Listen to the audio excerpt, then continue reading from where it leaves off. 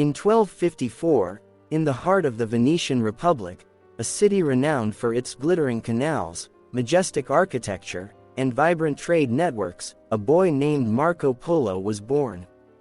Venice at that time was not merely a picturesque city, it was a thriving nexus of commerce and culture, strategically positioned between the East and the West. The Polo family, already established as successful merchants, had long been involved in trade with distant lands. Young Marco grew up amidst the din of busy markets, the clatter of merchant ships, and the many tales spun by experienced traders returning from far-off destinations. These stories, filled with exotic descriptions of faraway empires and legendary cities, ignited in him an insatiable curiosity about the world beyond his native lagoon. As Marco matured during the 1260s, his formative years were marked by both the practical business of Venetian trade and the poetic allure of travel narratives. Even as a child, he was exposed to the rich tapestry of cultures that passed through Venice: Arab merchants with spices and silks, Byzantine scholars with ancient manuscripts, and travelers recounting their adventures in lands shrouded in mystery.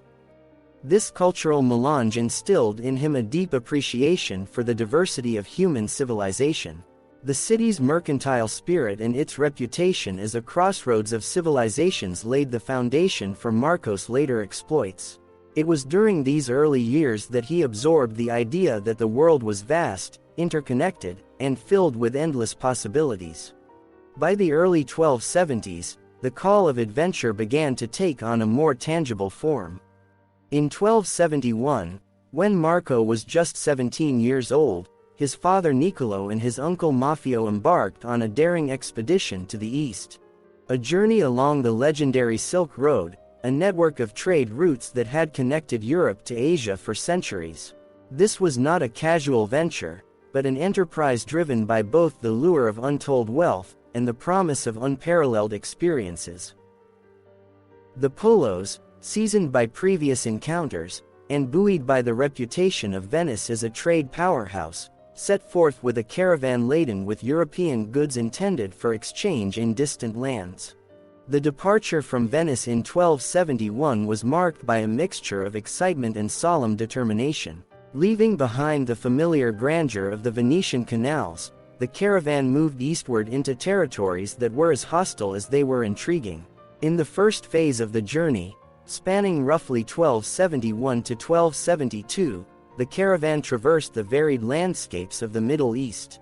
As they wound their way through regions now known as Turkey, Syria, and Iraq, Marco and his fellow travelers encountered bustling bazaars in cities like Aleppo and Damascus, where merchants traded spices, textiles, and precious metals.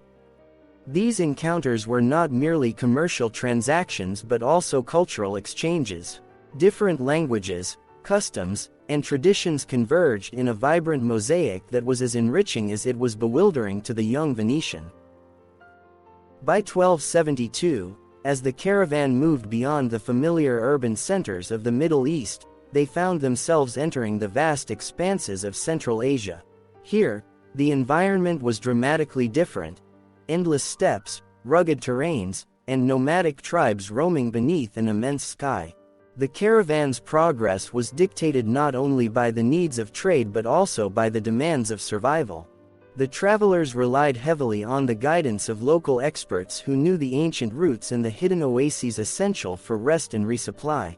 In this transitional period, from 1272 to 1274, Marco began to experience firsthand the contrast between the ordered commerce of the Mediterranean world and the raw, untamed natural beauty of the Asian steppes. The landscape was at once daunting and liberating, and each day on the road deepened his understanding of the immense diversity that spanned the continents. As the caravan journeyed deeper into Central Asia, by 1274 they were nearing the borders of a realm that had come to dominate the region, the Mongol Empire. Established by Genghis Khan in the early 13th century and expanded under successive generations, the Mongol realm was a force unlike any other. Its reputation for ferocity in battle was matched only by its innovative administrative practices and its unprecedented ability to facilitate trade across vast distances. By 1274, the travelers had reached a region where the echoes of Mongol conquests were evident in the sophisticated networks of roads, the widespread use of a courier system, and the rich tapestry of cultures that intermingled under Mongol rule. In 1275, the caravan achieved a momentous milestone. They arrived at the court of Kublai Khan, the grandson of Genghis Khan and the supreme ruler of the Yuan dynasty in China. This moment represented not only the culmination of years of arduous travel but also the beginning of a new and transformative chapter in Marco Polo's life.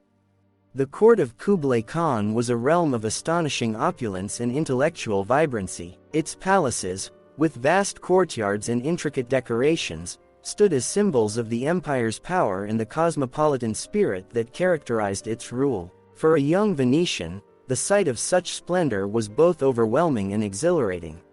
Kublai Khan, who had ascended to power in 1260 and continued his rule until 1294, was not simply a conqueror. He was a visionary ruler who sought to integrate the vast array of peoples within his domain.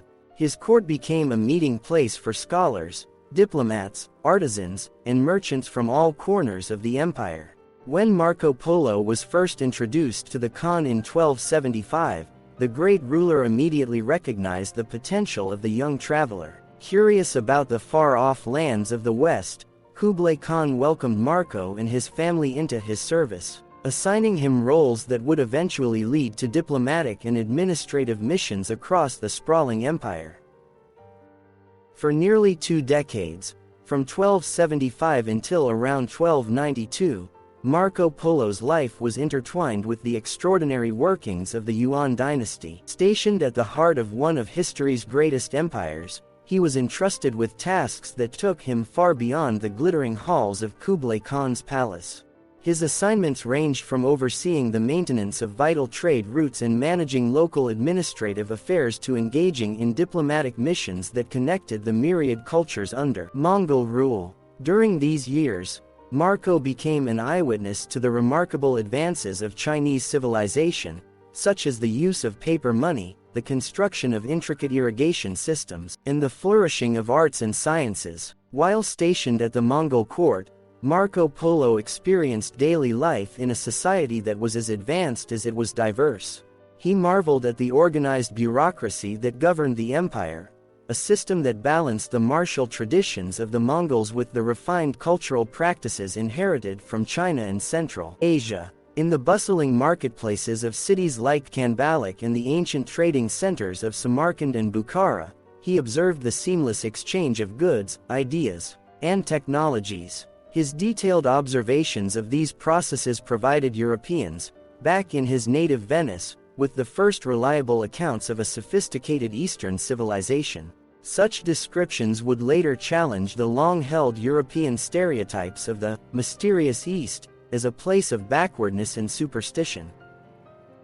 Beyond the concrete aspects of governance and commerce, Marco's years in the service of Kublai Khan were also marked by personal growth and a deep immersion in Eastern culture. He learned to appreciate the nuances of local religions and philosophies, from the disciplined rituals of Buddhism in Tibetan monasteries to the poetic mysticism of Sufi gatherings in Central Asia.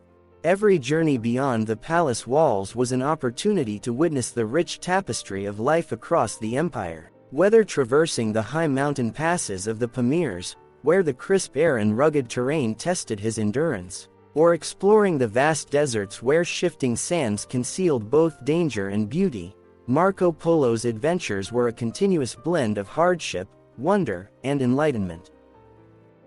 During this period of service, Marco often found himself serving as an ambassador for Kublai Khan, tasked with conveying the complexities of Eastern culture to his fellow travelers from the West. His role was not only to serve the administrative needs of the empire but also to document its myriad wonders. In doing so, he began to craft a narrative that would, many years later, be transcribed into one of the most celebrated travelogues in history. His accounts provided detailed descriptions of everything from the elaborate urban planning of Chinese cities to the innovative technologies that transformed everyday life in the Yuan dynasty. These first-hand observations, delivered with clarity and poetic precision, opened a window for future generations into a world that had until then been shrouded in myth and mystery. As the years passed, Marco Polo's extensive travels throughout the Mongol realm allowed him to witness a world in flux. Between 1275 and 1292, he journeyed to remote provinces, crossed mighty rivers swollen by monsoon rains, and navigated the labyrinthine networks of trade that connected the heart of Asia with the fringes of the empire. In these travels, he encountered a host of different peoples, nomadic tribes whose lives were dictated by the rhythms of the steppe, sedentary urban populations whose customs were steeped in ancient tradition, and frontier communities that blended the influences of multiple cultures. In every encounter, Marco Polo recorded details that ranged from the mundane to the miraculous. He described bustling bazaars where goods from distant lands changed hands under a canopy of exotic spices and vibrant fabrics, and he marveled at the ingenious engineering behind China's canal systems and irrigation networks. His narrative painted a picture of an interconnected world where innovation and tradition coexisted, each informing the other in unexpected and delightful ways. Yet, as remarkable as his years in the East were, even the extraordinary life of Marco Polo was not meant to be lived entirely in foreign lands. In 1292, after nearly 2 decades of service at Kublai Khan's court, the time had come for his long-awaited return to Venice. The decision to leave the land of marvels and return to a home that, while familiar, now seemed almost unimaginably small in comparison, was fraught with bittersweet emotion. In 1292, with the blessings of Kublai Khan, and with a mind brimming with knowledge and a heart full of memories, Marco, accompanied by members of his family and trusted companions, embarked on the arduous journey home. The return voyage was not simply a reversal of the path taken years earlier, it presented its own set of formidable challenges. The route back to Europe was as unpredictable as it was perilous. Natural hazards abounded, and the caravan encountered regions where political instability and banditry threatened its progress. As the travelers retraced parts of the ancient Silk Road, they faced the harsh realities of hostile environments, from the blinding fury of desert sandstorms in the Gobi to the treacherous, winding mountain passes where landslides and sudden weather changes were constant dangers. Each step of the journey demanded not only physical endurance but also a profound resilience of spirit. For Marco, the return was an emotional odyssey. Every mile traveled evoked memories of distant lands, every oasis recalled the kindness of strangers, and every peril reaffirmed the price of exploration. By 1295, after years on the road and countless trials along the way, the caravan finally reached the familiar shores of Venice. Yet even as the glittering city welcomed its prodigal son, Marco Polo found himself irrevocably changed. The Venetian he returned to was not the same as the boy who had once wandered the narrow alleys of the Republic. Instead, he was a man enriched by the vastness of the world, a man whose experiences in the far-flung reaches of Asia had broadened his vision and forever altered his understanding of culture, commerce, and humanity. The celebrations that greeted his return were grand, yet behind the fanfare lay a quiet introspection.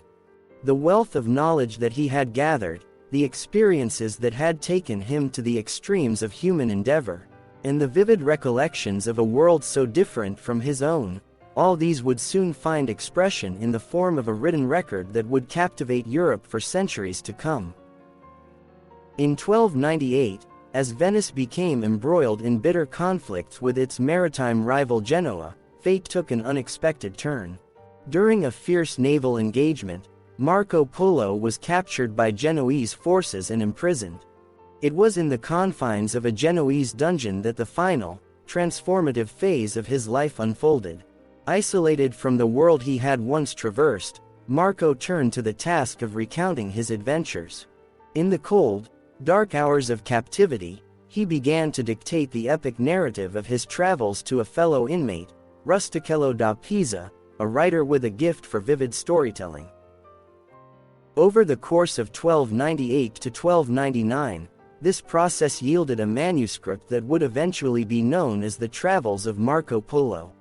The text was more than a mere travelogue, it was a tapestry of facts, impressions, and poetic moments that encapsulated the grandeur, peril, and wonder of his journeys across continents.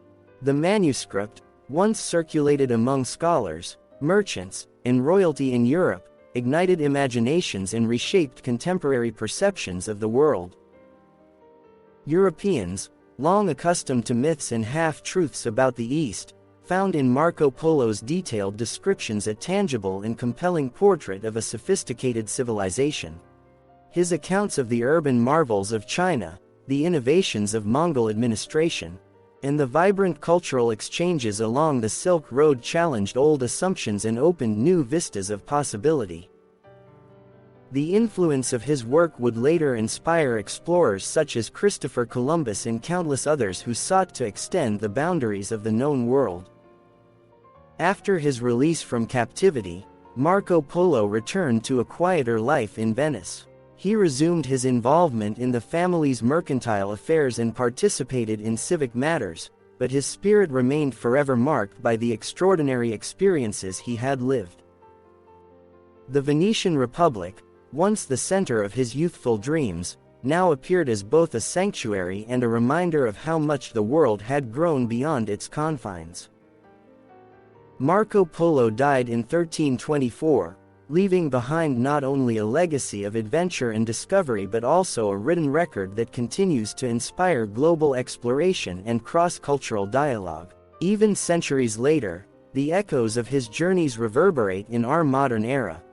The narrative of Marco Polo stands as a testament to the transformative power of travel, the enduring value of curiosity, and the ways in which the meeting of disparate cultures can lead to a richer, more connected world. His life, spanning from the shimmering canals of 13th-century Venice to the majestic courts of the Mongol Empire and back again, is a story of resilience, transformation, and the endless quest for knowledge.